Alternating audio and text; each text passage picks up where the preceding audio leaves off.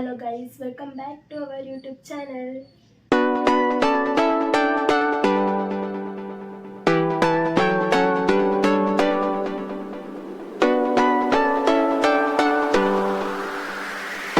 ಇವತ್ತಿನ ಬ್ಲಾಗಲ್ಲಿ ನಾನು ಕುಕ್ಕಿಂಗ್ ಬ್ಲಾಗ್ನ ಮಾಡ್ತಾ ಇದ್ದೀನಿ. ತುಂಬ ದಿನ ಆಗಿತ್ತು ಕೇಕ್ ರೆಸಿಪಿ ಮಾಡಿದ್ದೆ ಮತ್ತು ಕಾಫಿ ರೆಸಿಪಿ ಮಾಡಿದ್ದೆ ಕುಕ್ಕಿಂಗ್ ಬ್ಲಾಗಲ್ಲಿ. ಬಟ್ ಇವತ್ತು ನಾನ್ ವೆಜ್ ರೆಸಿಪಿ ಟ್ರೈ ಮಾಡ್ತಾ ಇದ್ದೀನಿ. ನಾನ್ ವೆಜ್ ರೆಸಿಪಿ ಯಾವುದು ಅಂದರೆ ಚಿಕನ್ ರೆಸಿಪಿ. ಚಿಕನಲ್ಲಿ ವೆರೈಟಿ ಆಫ್ ಕುಕ್ಕಿಂಗ್ನ ನಾವು ಮಾಡ್ಬೋದು.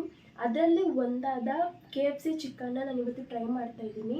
ನಾವು KFCಗೆ ಹೋಗಿ ಚಿಕನ್ ತಿನ್ನೋದೇ ಬೇರೆ ಥರ, ಬಟ್ ಅದನ್ನೇ ನಾವು ಮನೇಲಿ ಮಾಡ್ತೀವಲ್ಲ, ಅದು ತುಂಬಾ ಸ್ಪೆಷಲ್ ಆಗಿರುತ್ತೆ. ಬನ್ನಿ, ಈ ಬ್ಲಾಗಲ್ಲಿ ನಾನು ನಿಮಗೆ KFC ಚಿಕನ್ ಹೇಗೆ ಮಾಡೋದು ಅನ್ನೋದನ್ನ ತೋರಿಸ್ತೀನಿ. ಫಸ್ಟ್ ಒಂದು ಬೌಲಿಗೆ ಅರ್ಧ ಕಪ್ ಆಗೋಷ್ಟು ಮೈದಾ ಹಿಟ್ಟನ್ನ ತೊಗೊಂಡಿದ್ದೀನಿ. ನಾವು ಎಷ್ಟು kg ಚಿಕನ್ ತೊಗೊಳ್ತೀವೋ ಅಷ್ಟು ಡಿಪೆಂಡ್ ಆಗುತ್ತೆ ಮೈದಾ ಹಿಟ್ಟು, ಅಂದರೆ ಕಪ್ ಅಳತೆ ಗೊತ್ತಾಗುತ್ತೆ. ನಾನಿಲ್ಲಿ ಅರ್ಧ kg ತೊಗೊಂಡಿರೋದ್ರಿಂದ ಅರ್ಧ ಕಪ್ ಮೈದಾ ಹಿಟ್ಟನ್ನ ಯೂಸ್ ಮಾಡ್ತಾಯಿದ್ದೀನಿ. ನೀವು 1 kg ತೊಗೊಂಡ್ರೆ 1 ಕಪ್ ಮೈದಾ ಹಿಟ್ಟನ್ನ ಯೂಸ್ ಮಾಡ್ಕೊಳ್ಳಿ. ನೆಕ್ಸ್ಟು 1/2 ಟೀ ಸ್ಪೂನ್ ಆಗೋಷ್ಟು ಬೇಕಿಂಗ್ ಪೌಡರ್ ತೊಗೊಂಡಿದ್ದೀನಿ. ಬೇಕಿಂಗ್ ಸೋಡಾನೇ ಬೇರೆ, ಪೌಡರೇ ಬೇರೆ, ನೋಡ್ಕೊಂಡು ಯೂಸ್ ಮಾಡಿ. ರುಚಿಗೆ ತಕ್ಕಷ್ಟು ಉಪ್ಪು. Next red chilli powder 1 table spoon. ಶುಂಠಿ ಬೆಳ್ಳುಳ್ಳಿ ಪೇಸ್ಟ್ ಅರ್ಧ ಟೇಬಲ್ ಸ್ಪೂನ್. ಸ್ಟಾರ್ಟಿಂಗ್ ನಾನು ಮೈದಾ ಹಿಟ್ಟನ್ನ ಯಾವ ಕಪ್ಪಲ್ಲಿ ಯೂಸ್ ಮಾಡಿದೆ ಅದೇ ಕಪ್ಪಲ್ಲಿ ಈಗ ನಾನು ಹಾಲನ್ನ ತೊಗೊಳ್ತಾ ಇದ್ದೀನಿ. ಚಿಕನ್ಗೆ ಸೀಕ್ರೆಟ್ ಒಂದು ಇಂಗ್ರೀಡಿಯೆಂಟ್ ಅಂದರೆ ಹಾಲು ಅಥವಾ ಮೊಸರನ್ನು ಯೂಸ್ ಮಾಡೋದ್ರಿಂದ ಚಿಕನ್ನು ಕ್ರಂಚಿಯಾಗಿ ಸ್ಪೈಸಿಯಾಗಿರುತ್ತೆ. ನಾನು ಇವತ್ತು ಹಾಲನ್ನ ಯೂಸ್ ಮಾಡ್ತಾ ಇರೋದ್ರಿಂದ ಬೇರೆ ಟೇಸ್ಟೇ ಕೊಡುತ್ತೆ. ಆಮೇಲೆ ಯಾವ ಕಪ್ಪಲ್ಲಿ ನಾವು ಮೈದಾ ಹಿಟ್ಟನ್ನ ತೊಗೊಂಡಿದ್ವಿ ಅದೇ ಕಪ್ಪಲ್ಲಿ 1 ಕಪ್ ಆಗೋಷ್ಟು ಹಾಲನ್ನ ತೊಗೊಳ್ಬೇಕು. ಸ್ವಲ್ಪನೇ ಹಾಲು ಜೊತೆಗೆ ಆ ಮಸಾಲೆ ಎಲ್ಲ, ನಾವು ಮೈದಾ ಹಿಟ್ಟಿಗೆ ಮಸಾಲೆ ಏನೇನು ಹಾಕಿದ್ದೀವಿ ಸ್ವಲ್ಪನೇ ಮಿಕ್ಸ್ ಮಾಡ್ಕೊಳ್ತಾ ಇರಬೇಕು. ಜಾಸ್ತಿ ಗಟ್ಟಿಯಾಗಬಾರ್ದು, ಹಾಗೆ ತೆಳ್ಳೆ ಥರನೂ ಇರಬಾರ್ದು. ನೋಡಿಕೊಂಡು ಹೇಗೆ ನಾವು ಕಬಾಬ್ಗೆ ಮಿಕ್ಸ್ ಮಾಡ್ತೀವಿ ಅದೇ ರೀತಿ ಮಿಕ್ಸ್ ಮಾಡಬೇಕು.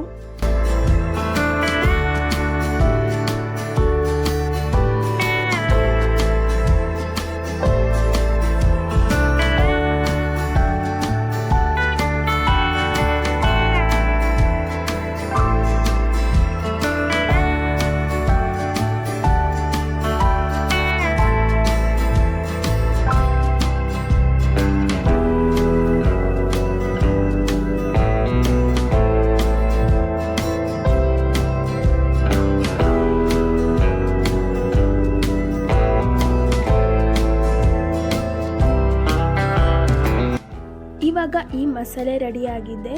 ಈ ಮಸಾಲೆ ಜೊತೆಗೆ ಚಿಕನ್ನ ನಾವು ಎಷ್ಟು ಗಂಟೆ ಟೈಮ್ ನೆನೆಸಿ ಇಡ್ತೀವಿ ಅಷ್ಟು ಚಿಕನ್ನು KFC ಥರ ಕ್ರಂಚಿಯಾಗಿ ಸ್ಪೈಸಿಯಾಗಿ ಬರುತ್ತೆ.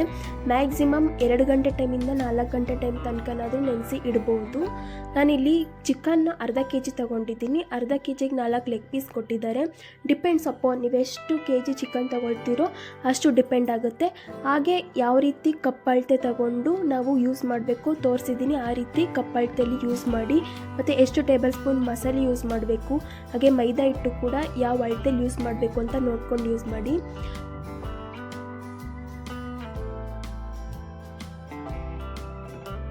ಇವಾಗ ಫೈನಲ್ ಆಗಿ ಫಸ್ಟ್ ಸ್ಟೆಪ್ಪು ಚಿಕನ್ ಜೊತೆಗೆ ಮಸಾಲೆ ಮಿಕ್ಸಪ್ ಮಾಡಾಯಿತು. ನೆಕ್ಸ್ಟ್ ಸ್ಟೆಪ್ಪು ಒಂದು ಪ್ಲೇಟ್ ಅಥವಾ ಬೌಲ್ಗೆ 1.5 ಕಪ್ ಆಗೋಷ್ಟು ಮೈದಾ ಹಿಟ್ಟನ್ನ ತಗೊಳ್ಳಿ.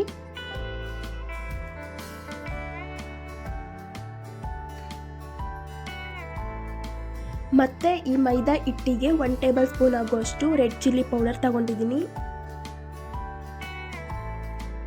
ನೆಕ್ಸ್ಟು 1/2 ಟೇಬಲ್ ಸ್ಪೂನ್ ಆಗೋಷ್ಟು ಮೆಣಸಿನ ಪುಡಿ,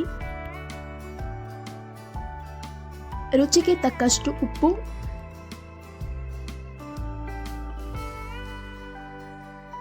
ಇವಾಗ ಈ ಮೈದಾ ಹಿಟ್ಟು ಜೊತೆಗೆ ಎಲ್ಲ ಮಸಾಲೆಗಳನ್ನೂ ಚೆನ್ನಾಗಿ ಮಿಕ್ಸ್ ಮಾಡ್ತಾ ಇದ್ದೀನಿ.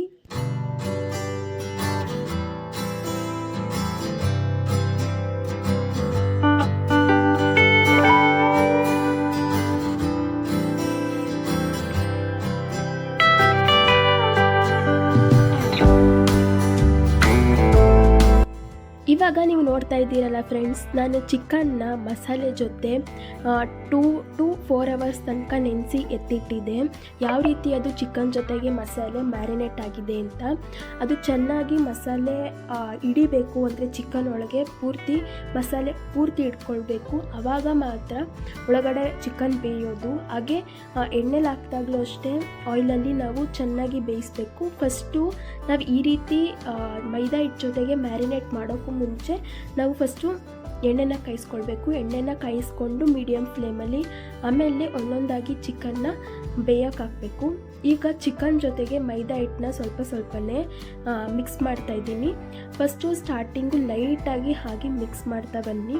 ಲೈಟಾಗಿ ಮಿಕ್ಸ್ ಮಾಡಿಕೊಂಡು ನಾನಿಲ್ಲಿ ಸೈಡಲ್ಲಿ ಒಂದು ಬೌಲಲ್ಲಿ ನೀರು ಇಟ್ಕೊಂಡಿದ್ದೀನಿ.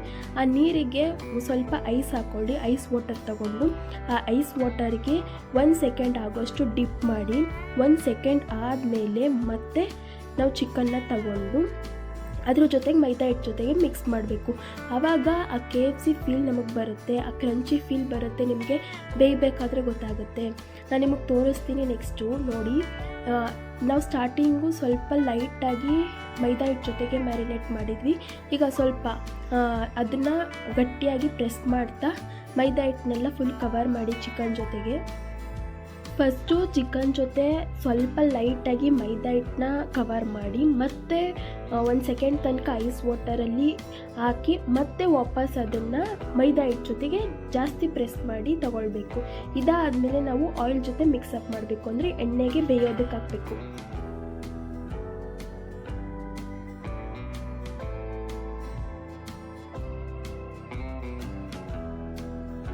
ನಾವು ಚಿಕನ್ನ ಎಣ್ಣೆಗೆ ಬೇಯೋದಕ್ಕೆ ಹಾಕಬೇಕಾದ್ರೆ ಒಂದೊಂದೇ ಪೀಸ್ನ ಹಾಕ್ಕೊಳ್ಳಿ. ಯಾಕಂದರೆ ಎಲ್ಲನೂ ಒಟ್ಟಿಗೆ ಹಾಕ್ಕೊಳ್ಬಿಟ್ರೆ ಅದು ಚೆನ್ನಾಗಿ ಬೇಯೋದಿಲ್ಲ.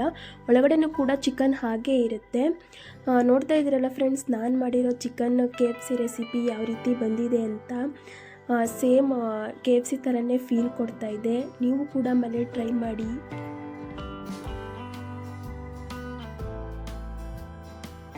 ಈ ರೀತಿ KFC ಫ್ರೈಡ್ ಚಿಕನ್ನ ಮನೇಲಿ ಮಾಡೋದ್ರಿಂದ ಹೆಲ್ತಿಯಾಗಿ ಮತ್ತು ಟೇಸ್ಟಿಯಾಗೂ ಕೂಡ ಇರುತ್ತೆ. ಯಾವಾಗ ನಮಗೆ ಈ KFC ತಿನ್ನಬೇಕು ಅಂತ ಅನಿಸುತ್ತೆ ಆವಾಗ ಚಿಕನ್ನ ತಂದು ನಾವೇ ಮನೇಲಿ ಪ್ರಿಪೇರ್ ಮಾಡೋದ್ರಿಂದ ಒಂದು ಖುಷಿ ಹಾಗೆ ಸ್ಪೆಷಲ್ ಆಗಿ ಅನಿಸುತ್ತೆ.